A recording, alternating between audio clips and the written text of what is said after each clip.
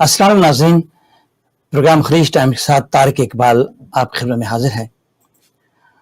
नाज़रीन, अल्हम्दुलिल्लाह इस सिलसिला काफ़ी अरसे से हम कर रहे हैं। पिछले साल हमने इसका आगाज़ किया था और हमारी कोशिश ये थी कि ओवरसीज़ दुनिया भर में जहाँ मुकीम हैं, ख़ास तौर पर गल्फ़ रीजन में हम उनकी नुमाइंदगी करें।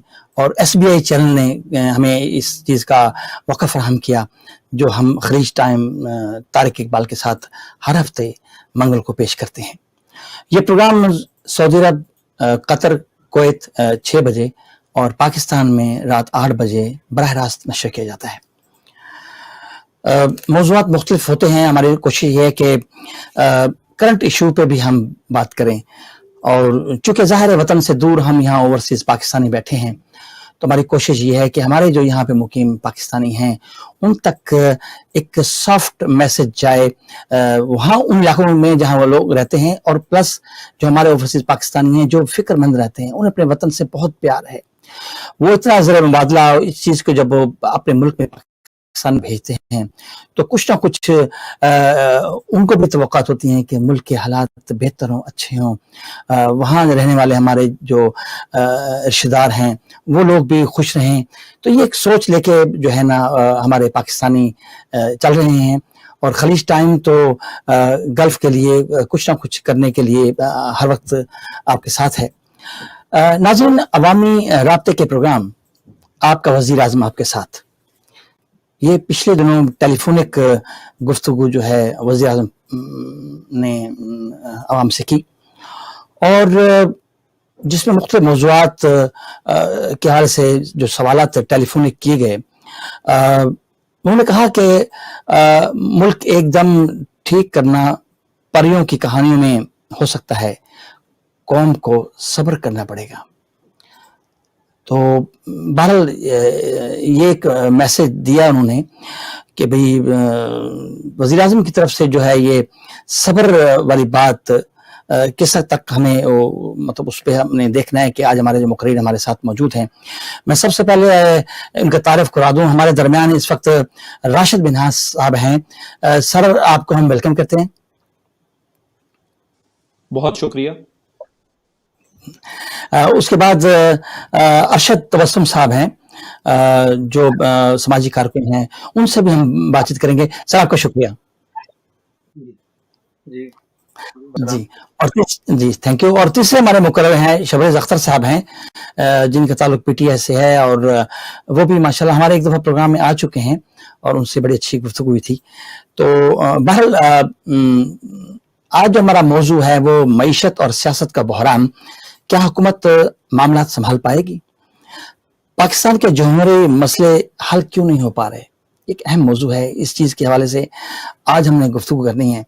तो इससे पहले कि मैं अपने इन 3 दोस्तों को इनसे बातचीत करूं, मैं सबसे पहले हमारे साथ इस वक्त लाइव मौजूद हैं वसीम साजिद साहब, जो PPP पाकिस्तान पीपल्स पार्टी के वाइस प्रेसिडेंट हैं गल्फ। तो उनसे मैं सवाल करता हूं, उनके सवाल के बाद फिर वो जो जवाब देंगे, फिर उसके बाद हम मजीद अपना गुफ्तगू का वो करेंगे। वसीम साजिद साहब, माशाल्लाह बहुत शुक्रिया आपने हमें ज्वाइन किया। आने वाला मार्च, जो लॉन्ग मार्च आ रहा है, मुल्की सियासत के लिए कितना हंगामा खेज साबित हो सकता है? जी। बिस्मिल्लाहिर्रहमानिर्रहीम। तारिक इकबाल साहब, सबसे पहले बहुत बहुत शुक्रिया आपका कि आपने इस अहम मौजू पे बात करने का मौका दिया। जैसा आपने सवाल किया कि मार्च में क्या होने जा रहा है, PDM क्या करने जा रही है, मुल्क की जो सियासत है वो किस तरफ जा रही है, तो मैं सबसे पहले आपको ये बताना चाहता हूँ कि ये PDM नहीं, ये पाकिस्तान की आवाम का एक डिसीजन है कि इस हुकूमत, अगर ये हुकूमत सर्व कर रही होती, अगर ये हुकूमत के मामलात बिल्कुल ठीक चल रहे होते, तो PDM अपनी मौत आप मर जाती, इनके मुखालफीन और अपोजिशन अपनी मौत आप मर जाती। लेकिन आपने उनके जलसों की कामयाबी देखी। पिछले 6 से 8 महीने में आम आदमी बाहर निकला है, जो तंग है महंगाई से, जो तंग है बेरोजगारी से। आप हमारी इकोनॉमिक पूरी पॉलिसी उठा के देख लें, آپ ہماری جو فارن پالیسی ہے اس کو دیکھ لیں، وہ کس طرف جا رہی ہے۔ چائنا جیسا دوست ہم سے ناراض ہے، ترکی اور گلف کے جو ممالک ہیں وہ ہمارے ساتھ ایک پیج پہ نہیں آ رہے، اور ملکی معاشیت اور جو غریب آدمی اس وقت کہاں کھڑا ہے، یہ کامیابی ہے۔ اور آج اگر آپ اس کو پی ڈی ایم کا نام دے دیں، آپ اس کو مختلف سیاسی جماعتوں کا نام دے دیں، لیکن وہ آج عام آدمی کی آواز بن چکے ہیں۔ میں بحیثیت پاکستان پیپلز پارٹی کا ورکر آپ کو یہ کہنا چاہتا ہوں کہ آج جو 2.5 سال میں جس دھج پہ یہ حکومت لے آئی ہے، آپ ان سے کہیں مہنگائی زیادہ ہے، یہ کہتے ہیں این آر او نہیں دیں گے۔ آپ ان سے کہیں کہ ہماری فارن پالیسی ڈائریکشن پہ صحیح ڈائریکشن پہ نہیں ہے، یہ کہیں گے ہم این آر او نہیں دیں گے۔ آپ نے جتنے مقدمات بنے، آپ نیب کا پچھلے 6 مہینے سے 1 سال کا سلسلہ اٹھا کے دیکھ لیجئے، راجہ پرویز اشرف وہ بری ہوئے ہیں، یوسف رضا گیلانی بری ہوئے ہیں، محترم آصف علی زرداری صاحب کو ضمانت عدالتوں سے ملی ہے۔ ہم عدالتوں کا احترام کرنے والے لوگ ہیں، لیکن نیب کا یہ ادارہ جس کو صرف اور صرف وفاداریاں تبدیل کرنے کے لیے یوز کیا جا رہا ہے، ہم اس کے خلاف ہیں۔ آپ ہر بات میں جو جلسوں کے بعد ایک جلسہ ہوتا ہے اور کرائے کے جتنے ترجمان ہیں وہ صبح سے شام تک صرف اس جلسے میں لوگوں کی گنتی پہ بات کرتے ہیں، اس میں جو ہم نے کوئی تقاریر کی ہوتی ہیں اس کی بات کرتے ہیں۔ آپ کہتے ہو آپ این آر او نہیں دو گے، این آر او آپ نے دے دیا چینی چور کو، این آر او آپ نے دے دیا پیٹرولیم والے اپنے منسٹر کو، ایڈوائزر کو، این آر او آپ نے دے دیا آٹا چور کو، این آر او آپ نے دے دیا علیم خان کو، جنگیر خان ترین کو، آپ نے علیمہ باجی کو این آر او دے دیا، آپ نے میڈیکل کے جو آپ کے منسٹر آئے تھے ڈاکٹر ظفر مرزا صاحب ان کو این آر او دے دیا۔ اس کے علاوہ کہاں ہے این آر او؟ آپ این آر او کا رونا چھوڑ دیجئے۔ یہ جو مارچ میں لانگ مارچ ہے، اس میں صرف اور صرف ایک نکاتی ایجنڈا ہے کہ یہ حکومت جس کو آپ کہا کہ آپ تو ایز اے پیپلز پارٹی کا ورکر آپ لوگ پارلیمنٹ میں بھی بیٹھے ہیں، آپ سینٹ کا الیکشن بھی لڑ رہے ہیں اور آپ اس حکومت کو مانتے بھی نہیں ہیں۔ ہم نے اپنی شہید قائد محترمہ بے نظیر بھٹو اور آصف علی زرداری صاحب اور اپنے اکابرین سے جو سیاست سیکھی ہے، ہم نے اس میں یہ سیکھا ہے کہ حکومت اور پارلیمنٹ دو الگ الگ چیزیں ہیں۔ ہم پارلیمنٹ ایک ادارہ ہے جس کا احترام کرتے ہیں، لیکن اس سلیکٹڈ حکومت کو جس نے اداروں کو بدنام کر دیا ہے، اداروں پہ اگر کوئی انگلی اٹھا رہا ہے تو آج وہ ان کی نالائکی کی وجہ سے اٹھا رہا ہے۔ تو میں تو یہ عام لوگوں سے پاکستان کی یہ اپیل کروں گا کہ یہ مارچ میں جو لانگ مارچ ہے، یہ جو پی ڈی ایم کے مقاصد ہیں، یہ عام آدمی کی آواز ہے اور آپ اس کا امپیکٹ دیکھیں گے۔ آپ نے اس کا امپیکٹ پچھلے 6 سے 8 مہینے میں دیکھا کہ حکومت بیک فٹ پہ گئی ہے۔ آج پیٹرولیم مصنوعات دنیا میں آپ پرائسز دیکھ لیجئے، آپ پاکستان میں دیکھ لیجئے، کہاں ہیں 50 لاکھ گھر، کہاں ہیں آپ کے 300 ڈیم جو آپ نے بنانے تھے، کہاں ہیں وہ 200 ارب۔ ہم پرانی باتوں کو اگر چھوڑ بھی دیتے ہیں، ہم آج کی بات کرتے ہیں، تو آج بھی حکومت نام کی کوئی چیز آپ کو نظر نہیں آتی۔ بلدیاتی الیکشن کو اسی لیے پوسٹ پون کیا جا رہا ہے بار بار، سپریم کورٹ کے حکم پہ اب بلدیاتی الیکشن کی ڈیٹ دی گئی ہے جو کہ آگے کر دی جائے گی۔ آپ عثمان بزدار کی کارکردگی پنجاب میں دیکھ لیں، آپ عمران خان صاحب کی معاشی ٹیم، آپ ان کی سفارتی ٹیم، آپ ان کی میڈیکل ٹیم، آپ ان کے کارنامے دیکھ لیجئے روز بروز کہ وہ کس طرف جا رہے ہیں۔ اور یہ جو مارچ ہے، یہ انشاءاللہ اس حکومت کے تابوت میں آخری کیل ثابت ہوگا۔ پی ڈی ایم کی تمام جماعتیں ایک پلیٹ فارم پہ متحد ہیں، ایک پیج پہ آ چکی ہیں۔ ہمارے نظریاتی اختلاف ہیں، ہم ایک الگ شناخت رکھتے ہیں، مسلم لیگ نون کی ایک اپنی شناخت ہے، مولانا صاحب کی ایک اپنی مذہبی شناخت ہے، لیکن ہم نے آج یہ فیصلہ کیا ہے کہ ہمارے جو ووٹ ہے، ہمارا جو بیلٹ ہے، اس کو عزت دی جائے، ہمارے ووٹ کو عزت دی جائے۔ پیپلز پارٹی کا یہ پہلے دن سے موقف ہے کہ یہ سلیکٹڈ حکومت ہے، یہ سلیکٹڈ پرائم منسٹر ہے، اس کو ہٹانے کے لیے ایک مارچ نہیں، یہ تو تحریکیں ہیں۔ تحریکوں کے ایک اپنے مقاصد ہوا کرتے ہیں اور تحریکوں کا ایک اپنا لائحہ عمل ہوا کرتا ہے، اور انشاءاللہ یہ جو پی ڈی ایم آگے سینٹ کے الیکشن میں بھی، آپ کیوں ریز آف ہینڈ پہ سینٹ کا الیکشن کروا رہے ہیں؟ کیوں آپ اتنی جلدی میں جلد بازی میں تبدیلی کر رہے ہیں؟ کیونکہ آپ کو اپنے لوگوں پہ اعتبار نہیں ہے، اور انشاءاللہ آپ دیکھیں گے کہ پی ڈی ایم اپنا رول ادا کرے گی اور پاکستان کی عوام اس کے ساتھ ہوگی۔ صحیح، بہت شکریہ وسیم ساجد، آپ کا موقف آ گیا. پی ڈی ایم اور پاکستان پیپلز پارٹی کے حوالے سے آپ وائس پریزیڈنٹ ہیں گلف کے.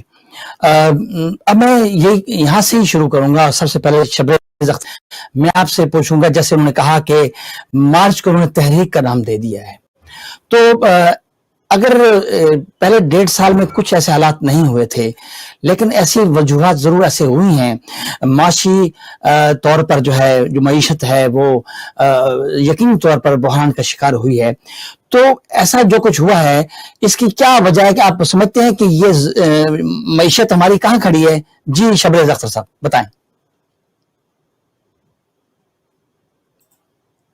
جی بہت شکریہ. سب سے پہلے تو میں ایس پی آئی کا شکور ہوں، اور اقبال صاحب آپ کا بھی بہت شکریہ کہ آپ نے دوسری دفعہ یہ موقع دیے ایک انٹ فورم پہ بات کرنے کا.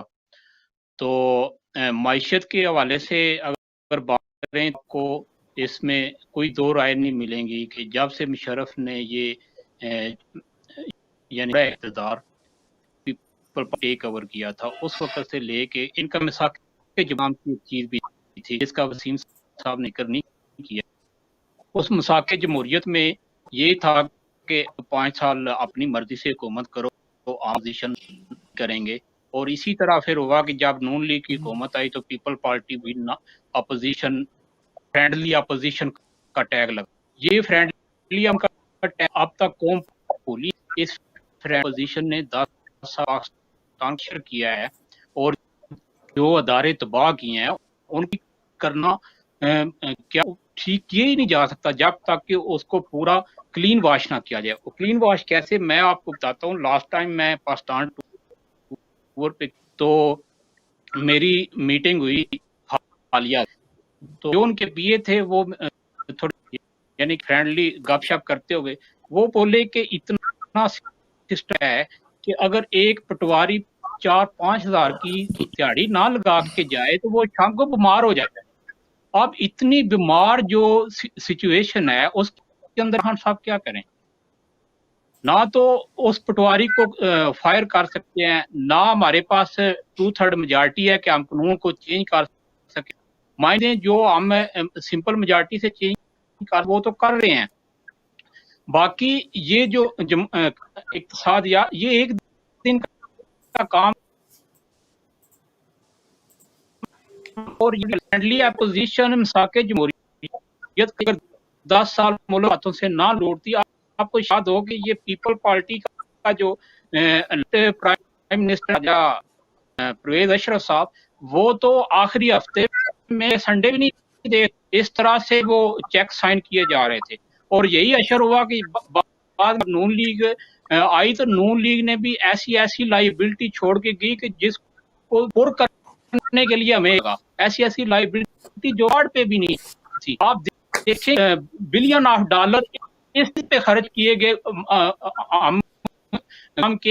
کہ صرف ڈالر جو ہے اس کا ریٹ نیچے رہے اور امپورٹ ایکسپورٹ پہ زیادہ امپیکٹ نہ پڑے، لوگوں کو لگے نہ یہ ہے کہ ان کو لگ رہا تھا کہ نیکسٹ اسٹیمیٹ ہے وہ ہماری تو آنے والی نہیں ہے. فون پہ آپ نے مینارے پن کے جل سے عمران خان جہاں بھی کال کرتے ہیں سڑکیں پڑ جاتی ہیں. تو یہ اگلی حکومت تو ہماری آنے والی نہیں، لیکن انہوں نے اس طرح لوٹا کہ جس طرح یہ ان کا اپنا ملک ہی نہیں ہے.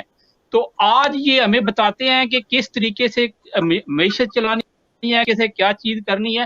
میں کہتا ہوں کہ یقین مانے اگر یہ اپنے جتنے بھی فیملیز ہیں اور جو ان کے بزنس ہیں وہ صرف پاکستان میں لے آئیں، لوٹی ہوئی قیمت بھی رقم بھی پاکستان میں واپس لے آئیں، پاکستان جو ہے اسی ترقی کی طے کرنا شروع کر دے. پاکستان کو کھوکھلا کر کے، پاکستانی معیشت کو کھوکھلا کر کے ہمارے حوالے کی گئی ہے.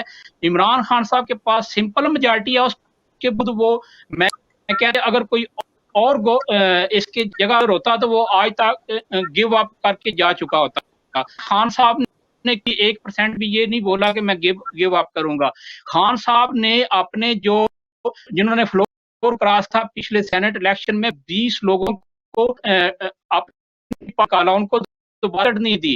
اور یہ مساق جمہوریت کا جو نور پی پی نے کیا ہوا ہے اس مساق جمہوریت کا یہ حصہ ہے کہ شو آف اینڈ سے الیکشن ہونا چاہیے، لیکن یہ پرابلم یہ ہے کہ جب لوگ اقتدار میں ہوتے ہیں تو اس وقت ان کو یہ چیزیں یعنی کہ کرنے کی ہوتی ہیں اور وہ کرتے نہیں ہیں، کیونکہ تو چاہیے ہوتا ہے کہ ہم سب کچھ خرید سکتے ہیں،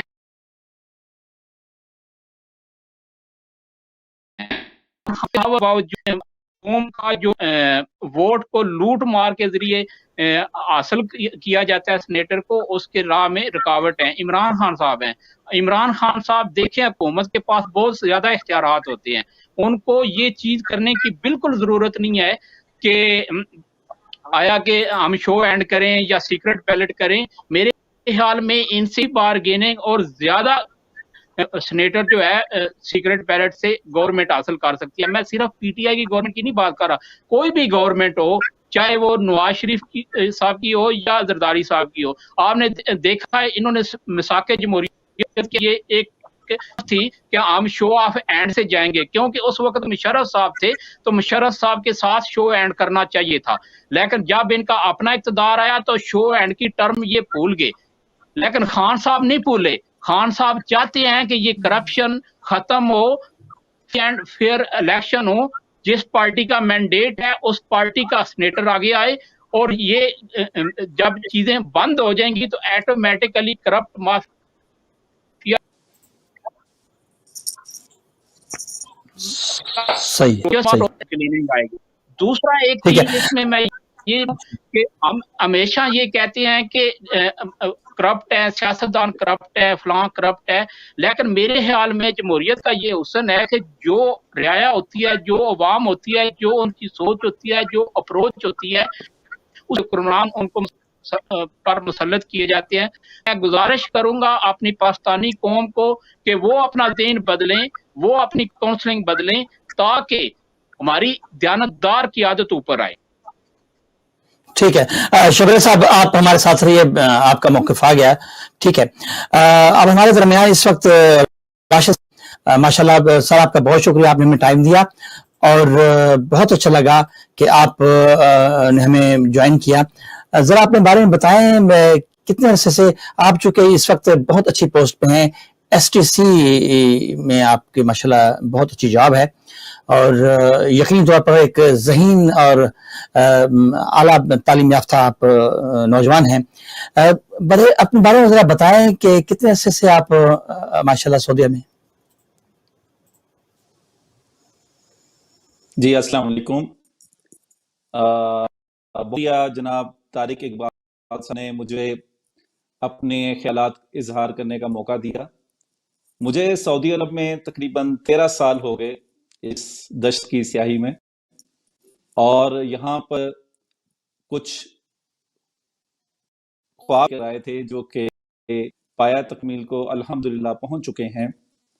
میں نے ایس ٹی سی 2007 میں جوائن کی اور اس کے بعد سے پھر مختلف طے کرتا میں اس وقت آپریشن اسٹریٹجی کا ایڈوائزر ہوں اور وائس ایس ٹی سی کو رپورٹ کر رہا ہوں۔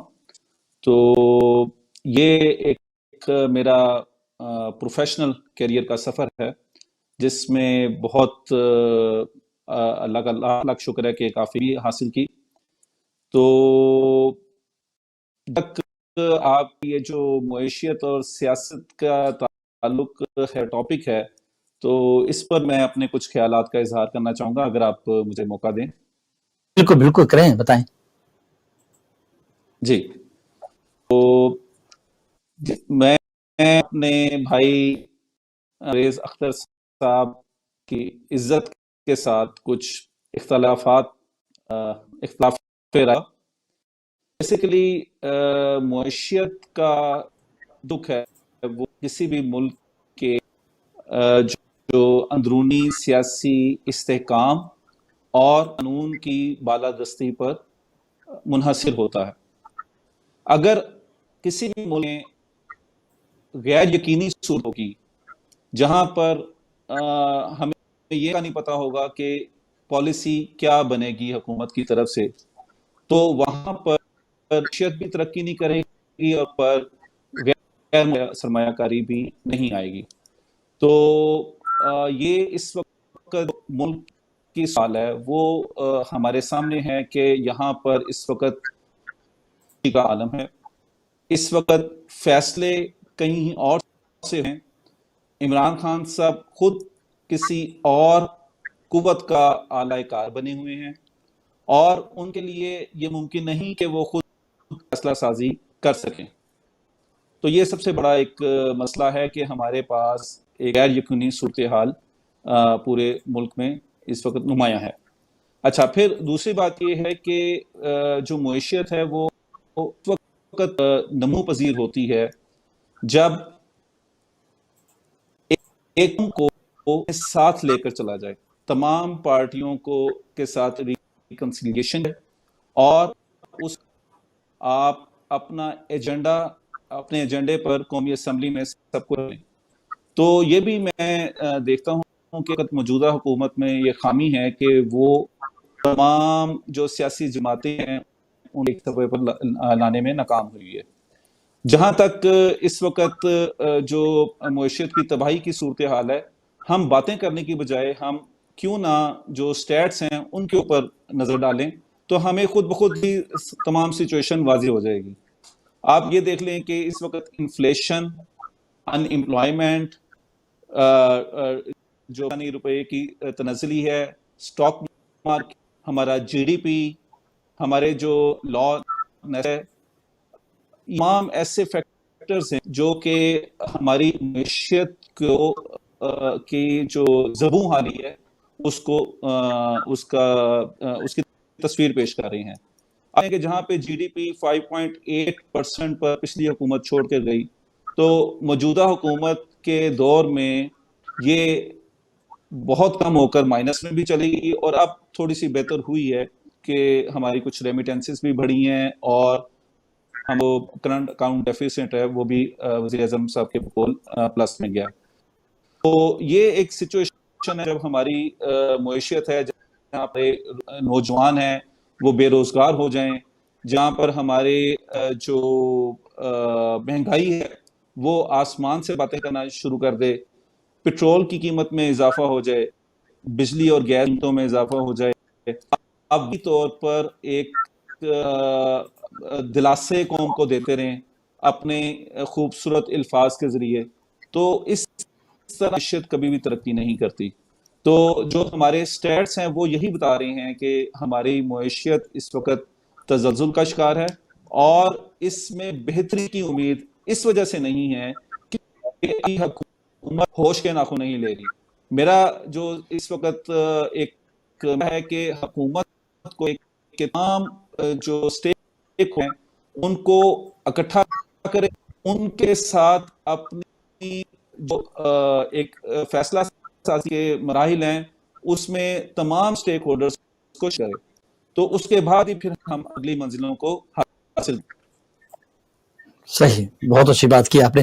اچھا راشد منہاج صاحب، یہ جو صدارتی ریفرنس سپریم کورٹ میں ہونے کے باوجود بھی حکومت کو صدارتی آرڈیننس کیوں جاری کرنا پڑا؟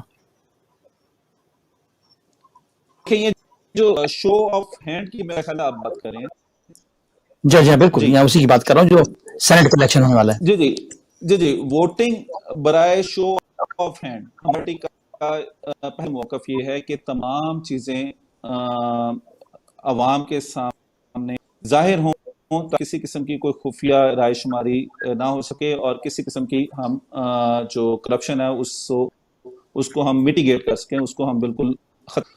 لیکن پرابلم یہ ہے کہ اس وقت جو حکومت کے مسائل ہیں اس سے ہمیں جو ایریا نظر آ رہا ہے وہ یہی ہے کہ جو حکومت کے اپنے اراکین ہیں وہ مایوسی کا شکار.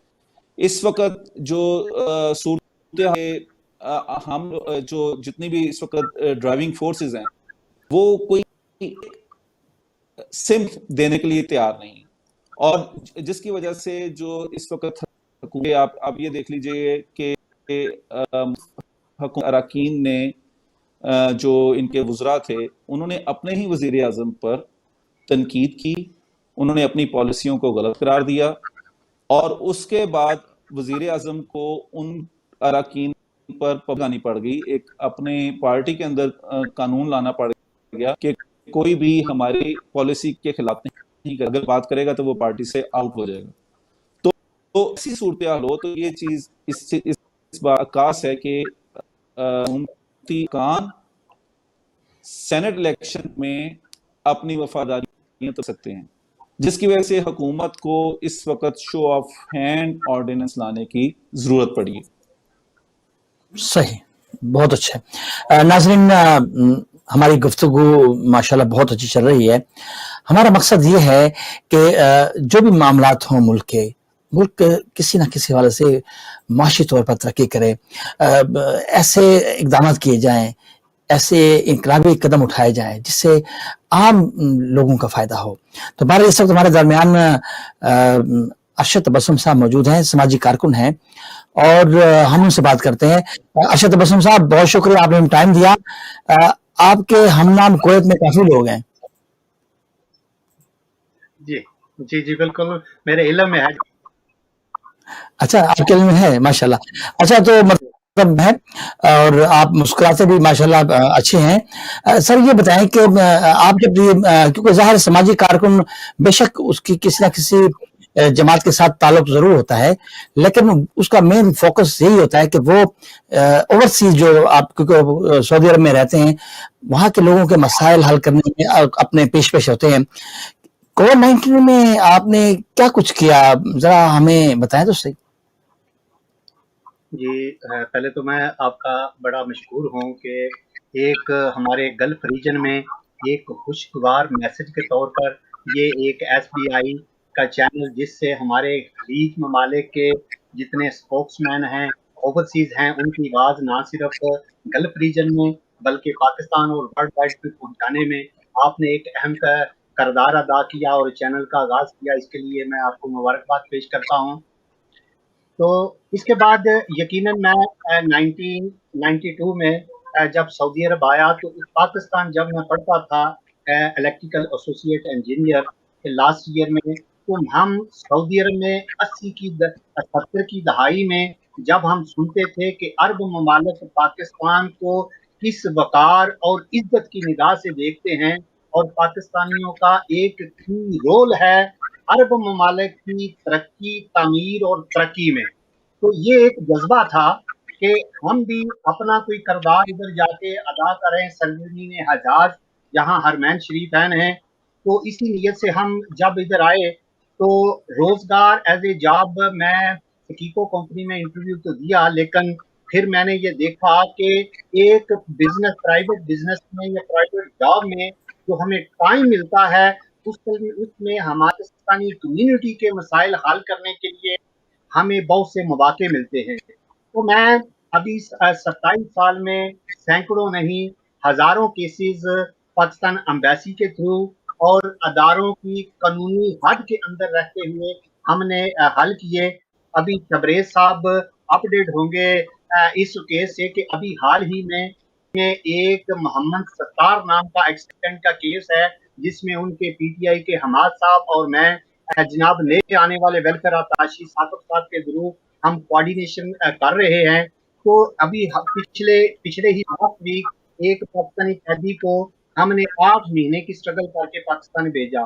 تو یہ ایک پاکستانی قوم کی خدمت کا جذبہ تھا کہ ہم اپنے آپ کو بحیثیت پاکستانی عرب ممالک میں جیسے ہمارے اجداد نے ایک نام کمایا، ہم بھی پاکستان کے لیے اپنا نام کمائیں۔ تو اس کے بعد اگر آپ مزید کوئی سیاست پہ سوال کرنا چاہیں تو اس پہ آگے چلتے ہیں۔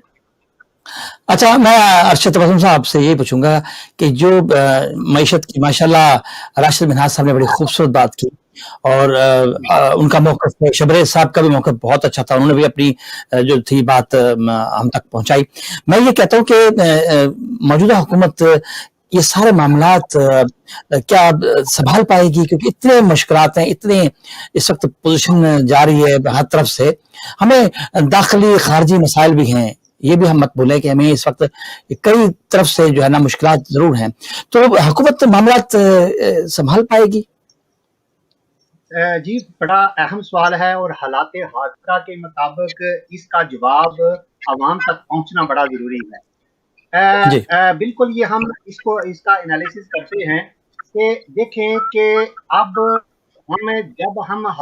जो भी हुकूमत होती है करंट गवर्नमेंट, तो उसकी अपोजिशन और तजिया निगार जितने भी होते हैं उसकी नाकस पॉलिसियों और कमजोरियों को डिस्कस करने का मतलब ये होता है गवर्नमेंट पे तक उनकी हमारी आवाज पहुंचे और उनके जो नाकिस और नकाइस हैं उनको वो कवर करते हुए अपनी पॉलिसियों को बेहतरीन की तरफ लेके जाए। और साथ साथ जब हम तनकीद करते हैं तो उसका मतलब ये भी नहीं होता कि हम गवर्नमेंट के अच्छे कामों को नजरअंदाज कर रहे होते हैं। यकीनन 1985 से लेके आज तक जमहूरी या गैर जमहूरी जितनी हुकूमतें आई हैं उनमें अच्छे इकदाम भी हुए हैं, अवाम की बेहतरी के लिए भी हुए हैं और अपने इक़्तिदार की मजबूती के लिए नाजायज और गैर जरूरी इकदाम भी हुए हैं। सेम ये करंट गवर्नमेंट में भी बहुत से ऐसी प्रॉब्लम हैं कि सबसे पहले तो मैं अपने इमरान खान साहब का ही खुद स्टेटमेंट उनकी जनाब के सामने और आवाम के सामने रखता हूँ कि जब इलेक्शन से पहले जनाब इमरान खान साहब ने बनी डाला में प्रेस रिलीज जारी की तो उसमें पहली स्टेटमेंट उनकी ये थी कि हमारी है कि विनिंग हार्स और करप्ट इलेक्टेबल्स को सीटें देना। तो बस इसी से आप अंदाजा कर लें कि पीटीआई मुख्तलिफ पाकिस्तान की साबका जितनी भी जमातें और पार्टीज हैं उनका एक मुशक्कल और मिक्स है और उनमें से अक्सरियत ऐसे अहबाब की है कि जिन्होंने अपनी साबका अदवार में कोई ऐसा करिश्मा नहीं दिखाया और आज वो तहरीक इंसाफ की हुकूमत में शामिल हैं।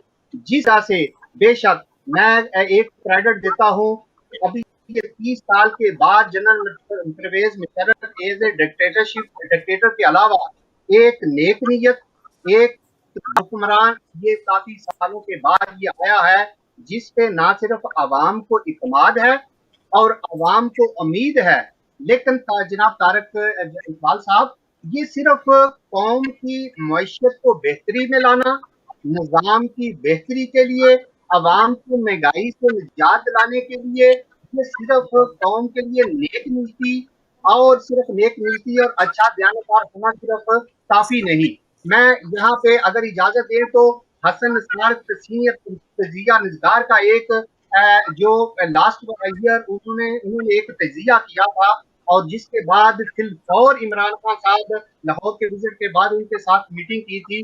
मैं उनके चंद निकात आपकी खिदमत में पेश करता हूँ, फिर इसके बाद अंदाजा कर लीजिए कि हुकूमत किस हद तक ये महंगाई, बेरोजगारी और इन्फ्लेशन और ये बैरूनी कर्जा से निजात कैसे कर सकती। हसन निसार सीनियर तजिया निगार कहते हैं अपने तजिये में जो ऑन रिकॉर्ड है वो कहते हैं कि जनाब इमरान खान साहब और फिर साबका नून लीग की गवर्नमेंट में 5 साल कंटेनर पे खड़े होकर उन्होंने वो बातें वो दावे जिसको उन्होंने कहा उनके अल्फाज हैं कि 5 साल साबका हुक्मरानों को गालियां देते रहे और मईशत की बदहाली का रोना रोते रहे, ये उनके अल्फाज हैं।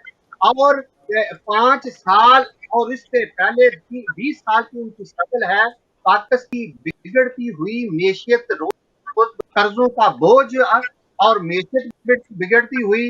क्या इमरान खान साहब को इसका इल्म नहीं था? क्या साबका हुक्मरान करप्शन के नाम पे क्या कर रहे हैं, क्या इमरान खान साहब को पता नहीं था? सब इल्म था।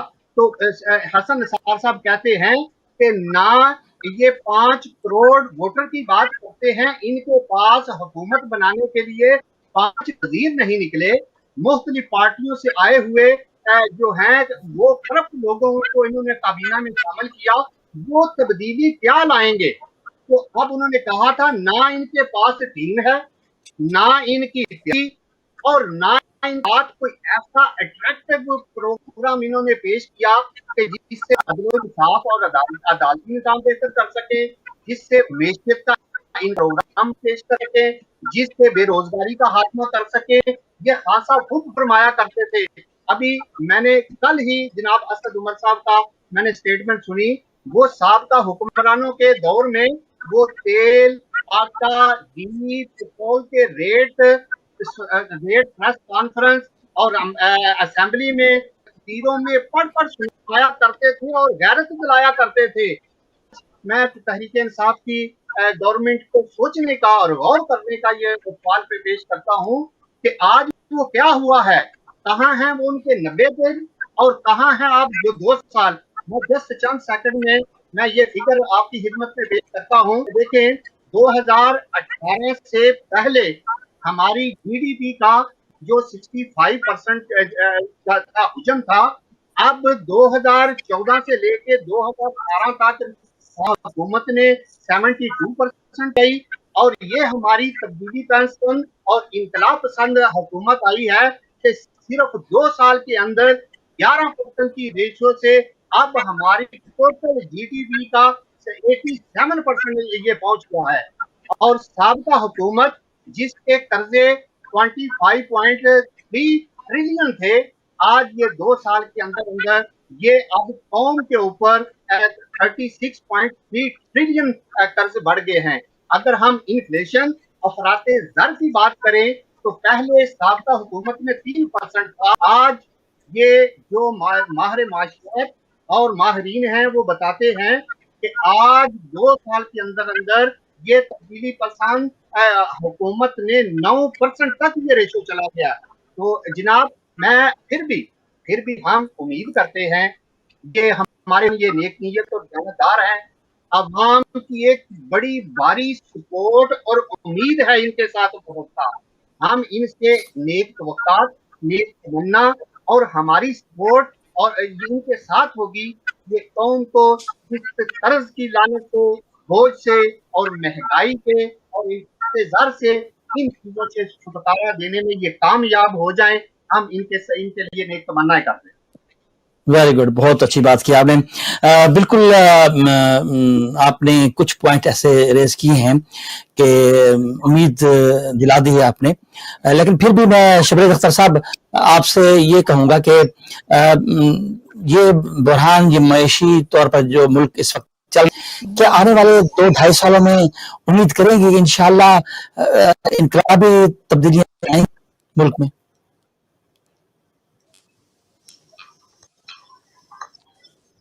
سر آواز نہیں آ رہی تھی، دوبارہ بولیں گے؟ اچھا میں یہ کہہ رہا ہوں کہ دیکھیں امید پہ بڑی اچھی بات کی ارشد تبسم صاحب نے کہ پھر بھی وہ یہ کہہ رہے ہیں کہ امید ہے کہ انشاءاللہ کچھ نہ کچھ ایسے حالات آئیں گے، چاہتے ہیں کہ ملک کے حالات اچھے ہوں۔ آپ مجھے بتائیں کہ آنے والے جو باقی 2-2.5 سال باقی ہیں، اس میں یقینی طور پر یہ معاشی بحران قدرے کم ہو جائے گا؟ جی انشاءاللہ ہم پوری امید ہیں۔ آپ دیکھیں کہ ابھی جو ٹیکسٹائل کی ایکسپورٹ ہے اس کی وجہ سے باقی بھی جتنے بھی اسٹیٹسٹک ہیں پچھلے تقریباً 6 ماہ کے اوورال بھی دیکھیں تب بھی ہائیسٹ ویلیو میں ہے، اور انشاءاللہ ہم امید کہ یہ جو ابھی کووڈ جو چیزیں ہمیں ایمولیٹ کرنے والی ہیں وہ تو کرتے نہیں ہیں، صرف یہ بولتے ہیں کہ عمران خان صاحب نے ڈیلیور نہیں کیا ہے یا وہ چیز نہیں ہوئی ہے۔ ابھی کووڈ کے دوران کتنے کنٹریز ہیں ان کی معیشت کس نیج پہ پہنچی، آپ اپنے ہمسایہ ممالک دیکھ لیں، بنگلہ دیش اور انڈیا دیکھ لیں، تو ان کی معیشت سنبھلی نہیں جا رہی۔ لیکن ہمارے لیے بہت خوش قسمتی ہے کہ ہماری تمام جتنے بھی اسٹیٹسٹک ہیں وہ پازیٹیو ہیں اور اپنے بہتری کی طرف جا رہے ہیں، اور حکومت بھی اپنے جتنے بھی یعنی کہ پالیسیز بنا سکتی ہیں بنائی جا رہی ہیں، کام کیا جا رہا ہے۔ آپ انڈسٹریل یہ کنسٹرکشن انڈسٹری کو ہی دیکھ لیں، جو انیشیٹو خان صاحب کی گورنمنٹ نے لیے ہیں، یہ ڈیجیٹل روشن پاکستان اکاؤنٹ جو ہے، پہلے اپنے کتنے جاننے والے ڈاکٹر حضرات ہیں وہ کہتے ہیں ہم پاکستان میں اگر اکاؤنٹ اوپن کرتے ہیں ڈالر کا تو وہ ہم ڈالر کا اکاؤنٹ نہیں اوپن کر سکتے، اگر ہم ادھر سے ڈالر بھیجتے ہیں تو ادھر کنورٹ کر کے وہ جمع کرتے ہیں۔ تو دوسرا یہ ہے اکاؤنٹ کھلوانے کے لیے ہمیں پاکستان جانا پڑتا تھا، آج اتنی خوش قسمتی ہے آپ اپنا اکاؤنٹ ایک دن میں کھول سکتے ہیں اور اپنی ٹرانزیکشن بھیج سکتے ہیں۔ اس کے علاوہ اپنی ٹرانزیکشن सेक्शन आगे यूटिलिटी बिल में मुख्तलिफ जगह पे जहाँ भी आपकी लेन देन का मामला है, कारोबार है, बिजनेस है, प्लस पॉइंट ये है कि भी ओवरसीज पाकिस्तानी किसी भी बैंक को अप्लाई कर सकता है जो खान साहब की हाउसिंग फाइनेंस स्कीम है वो 5% है। 5% पे फाइनेंस स्कीम पहले किसी गवर्नमेंट ने दी है, और अभी बैंक आपको एक वन विंडो ऑपरेशन पे ये कंस्ट्रक्शन इंडस्ट्री के अंदर जितना बूम आ चुका है इस वक्त और आ रहा है आने वाले दिनों में, प्राइसेस भी हाइक हो रही हैं, प्रॉपर्टी रियल बहुत एक अच्छा इम्पैक्ट है जिसकी वजह से काफी सारी आएंगी, और उसके साथ रिलेटेड जो इंडस्ट्रीज हैं उनके अंदर भी प्लस सिग्नल आ रहे हैं, और इंशाल्लाह हम उम्मीद करते हैं कि आने वाले टाइम के साथ साथ ये आखिरी जो 2-3 साल हमारे रह गए हैं इसमें हम वो सारी चीजें डिलीवर कर पाएंगे जो कि पहले नहीं की। जिस तरह सेनेट में हमारी मेजॉरिटी आ रही है तो जो लेजिस्लेशन है वो हम कर पाएंगे जो पहले नहीं कर पा रहे थे। तो इंशाल्लाह नेक्स्ट गवर्नमेंट आएगी 2/3 मेजॉरिटी से, तो उस वक्त जो रिग्रेट या प्रॉब्लम रह गए हैं वो इंशाल्लाह पहले से बेहतर हल किए जाएंगे। और हम उम्मीद करते हैं ओवरसीज पाकिस्तानी, यकीन माने मेरे को कितने लोग फोन, हम तो पार्टी के अलान सपोर्ट कर रहे हैं खान साहब को, कितने सारे जो कि सीन बैक डोर पे खान साहब को सपोर्ट कर रहे हैं। खान साहब के लिए किसी किस्म का प्रॉब्लम नहीं है। देखें ये जो लोग बोलते हैं फलाना लोग लिया, मुशर्रफ वाले लोग लिए, आपने नवाज शरीफ वाले लोग लिए, देखें वो सब लोग पाकिस्तानी हैं, ठीक है। हुज़ूर नबी करीम सल्लल्लाहु अलैहि वसल्लम ने जब अपना एक तबलीग का और इस्लाम का नाम लिया तो उसके साथ किसी लोग को ये तो थे कि आप लोग जो पहले करप्ट थे, आप फलां थे। दूसरा ये है सारा हमारी जो ग्राउंड रियलिटी है उसमें दो चीजें चलती हैं, एक है अपना रेवेन्यू डिपार्टमेंट और एक पुलिस डिपार्टमेंट, और इन दोनों के जरिए जो इलेक्टेबल हमें लेने पड़े हैं या लिए हैं ये अवाम की वजह से लेने पड़े हैं। अवाम उनको वोट देते हैं, उनकी एक ऑलरेडी एक चीज चल रही होती है। तो इंशाल्लाह अज़ीज हम उम्मीद करते हैं कि नेक्स्ट टाइम अगर खान साहब मेरे जैसे किसी वर्कर को अगर टिकट दे तो उसमें उनको किसी की भी ये नहीं आए कि बंदा जो है कल को नून लीग की तरफ चला जाएगा। जो इलेक्टेबल लिए हैं उनका बैगेज तो है, इनको मैनेज तो करना है। तो खान साहब मेरे ख्याल में बेहतरीन तरीके से मैनेज कर रहे हैं, लेकिन कोई गलत काम नहीं कर रहे हैं। बेशक आप ऑनेस्टली आपने दिल का हाथ रख के बोले कि ये तरीका ठीक है कि केपीके के अंदर पीपल पार्टी की एक सीट भी ना हो और उसके 2-3 सेनेटर बन जाए, ये तरीका ठीक है? या ये तरीका ठीक है कि जिसके जहां मैंडेट है, जहां उसके वोट है, वहां लीडर बने? तो खान साहब मेरे ख्याल में कुछ गलत नहीं कर रहे हैं, डे नाइट काम कर रहे हैं, और इंशाल्लाह हम पूरे और उम्मीद है बल्दियाती इलेक्शन भी जो देखिए इलेक्शन बात करने से नहीं होते, इनके पीछे काफी सारे चीजें डेवलप करनी होती है, जो है वो प्रोवाइड करना होता है, ऐसे इलेक्शन नहीं हो जाते। कोविड के दौरान जब जिंदगी मौत की जंग लड़ रही है, आप बोल रहे हैं कि आप बल्दियाती इलेक्शन करवा दें।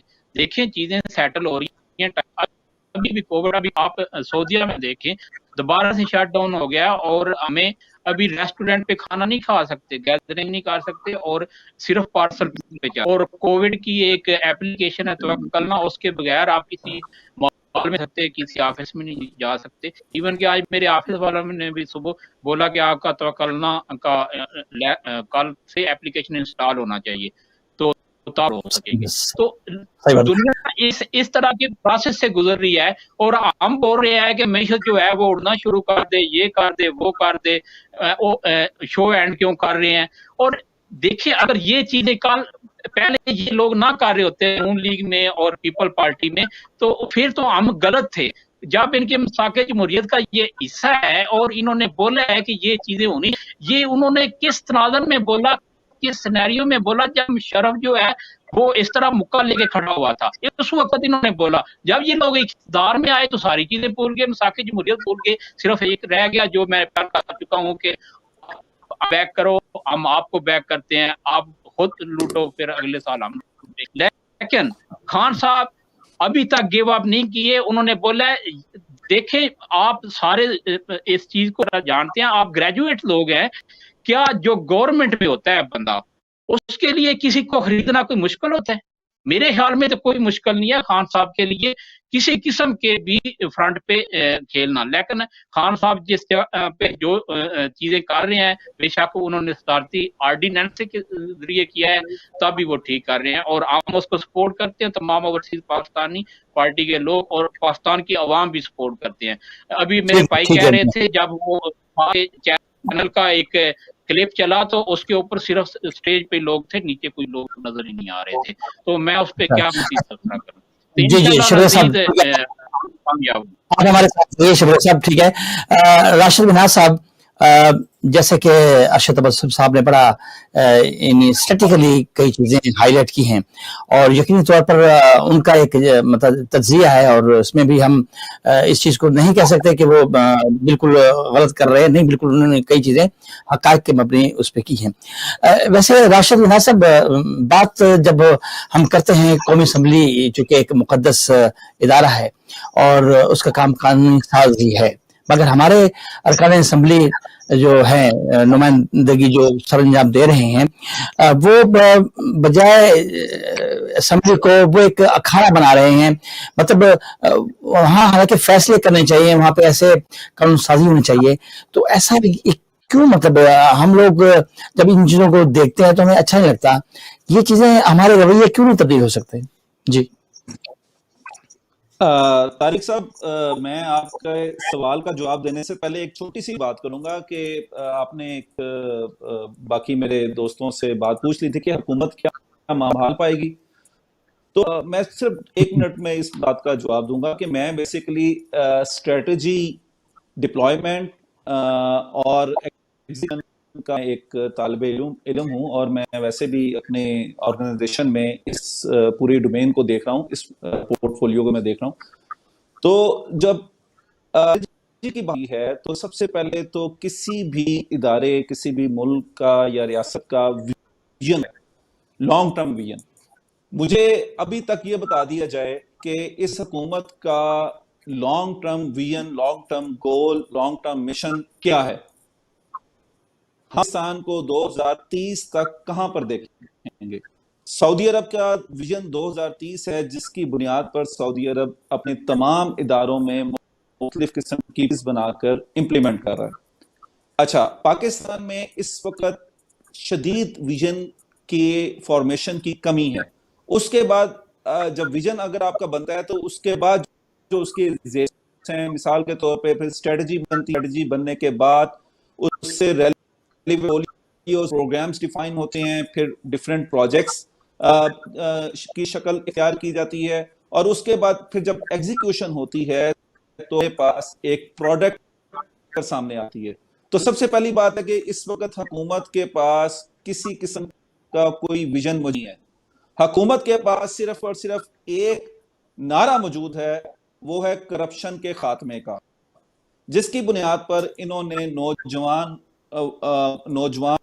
کو ہارنس کیا، اپنی پارٹی کا حصہ، ایک خاص طبقہ تھا جو ان کی پارٹی کی آواز بنے، اور اس کے بعد ہم نے دیکھ لیا کہ 2019 کا بھی کرپشن انڈیکس آیا، 2020 کرپشن انڈیکس آیا، تو ہم کرپشن میں اتر چکے ہیں۔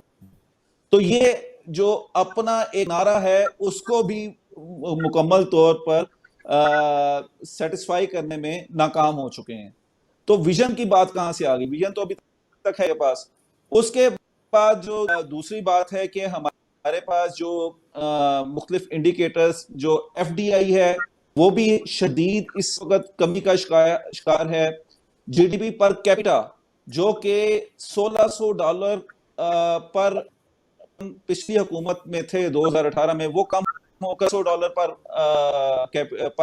گیا ہوا ہے، اور یہ کہتے ہیں کہ حکومت آگے بہتر سمت میں جا رہی ہے۔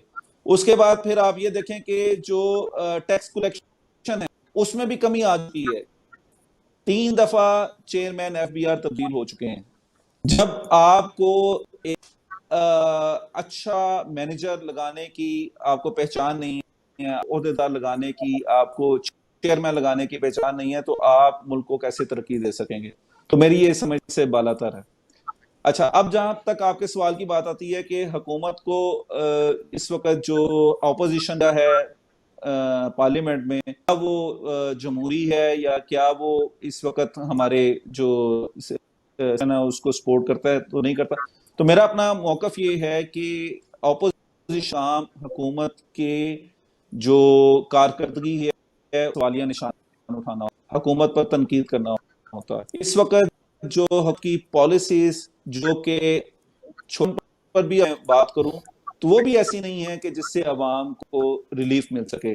تو ہم اپوزیشن اس وقت ان کی جو مختلف فارمز ہیں، سڑکوں پر بھی، عوام کے اندر بھی اور پارلیمنٹ کے اندر بھی، ان کی مختلف پالیسی کو ہم تنقید کا نشانہ بنا رہے ہیں، اور یہ اس وقت کی ضرورت ہے۔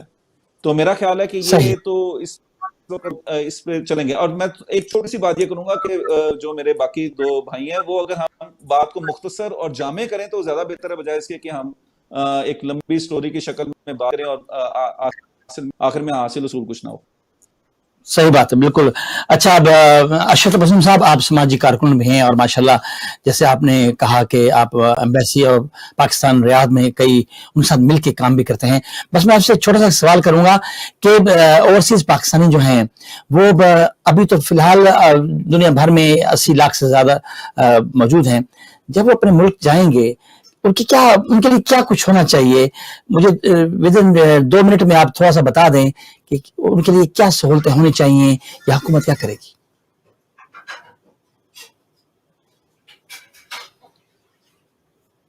آپ نے اوورسیز تارکین کی یہ دل کی آواز تھی اور وہ سوال اٹھایا ہے۔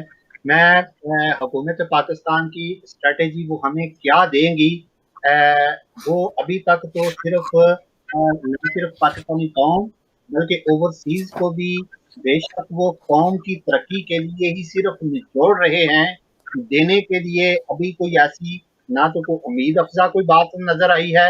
مثلا کہ ایک سابقہ حکومتوں میں اوورسیز جتنے بھی جب اپنے ان کو لوٹے تھے تو کم ایک اچھا موبائل سیٹ یا اپنی فیملی کا موبائل سیٹ وہ اپنے ساتھ کیری کر کے تو فری اپنے وہاں پہ چھٹی کے دوران وہ یوز کرتے تھے۔ اب یہ ہماری ایسی پیاری حکومت ہے کہ یہ انہوں نے تارکین وطن کو کیا اوورسیز کو دینا ہے، یقیناً یہ اچھے اچھے دعوے اور پلان ہیں۔ اب انہوں نے وہ سہولت بھی ہم سے اوورسیز سے چھینی ہے کہ آپ کوئی بھی ایک موبائل بھی اپنا ذاتی یوز کا بھی لے کے جا سکتے وداؤٹ ٹیکس، اور ٹیکس ہے کہ ابو 30% اور پلس وہاں کی بلیک میلنگ الگ سے ہے۔